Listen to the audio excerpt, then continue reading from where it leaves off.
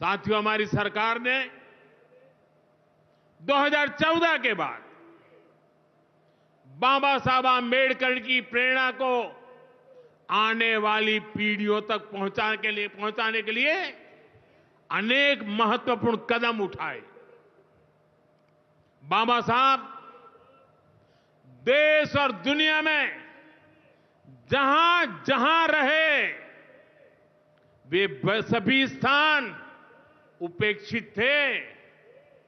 जो संविधान के नाम पर अपनी राजनीतिक रोटी सेकने के लिए निकले हैं, उन्होंने बाबा साहब से जुड़े हुए हर स्थान का अपमान किया, इसे इतिहास से मिटाने का प्रयास किया।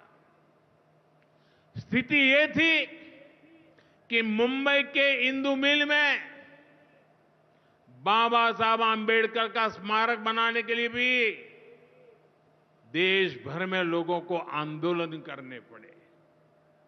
हमारी सरकार ने आते ही इंदु मिल के साथ साथ बाबा साहब आंबेडकर की महू की जन्मभूमि हो, बाबा साहब आंबेडकर जी की लंदन की शिक्षा भूमि हो, दिल्ली में उनकी महापरिनिर्वाण स्थली हो, या फिर नागपुर की दीक्षा भूमि हो, हमने सभी का विकास किया। इनको पंच तीर्थ के रूप में विकसित किया है।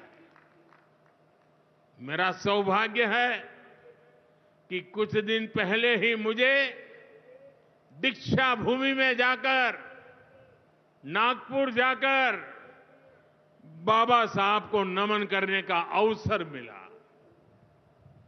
साथियों, कांग्रेस के लोग सामाजिक न्याय की बड़ी बड़ी बातें करते हैं, लेकिन हमें ये भी याद रखना है कि कांग्रेस ने बाबा साहब आंबेडकर और चौधरी चरण सिंह जी, इन दोनों महान सपूतों को भारत रत्न नहीं दिया था। बाबा साहब आंबेडकर को भारत रत्न तब मिला जब केंद्र में भाजपा के समर्थन वाली सरकार बनी। वहीं हमें गर्व है कि भाजपा की ही सरकार ने चौधरी चरण सिंह जी को भी भारत रत्न दिया है।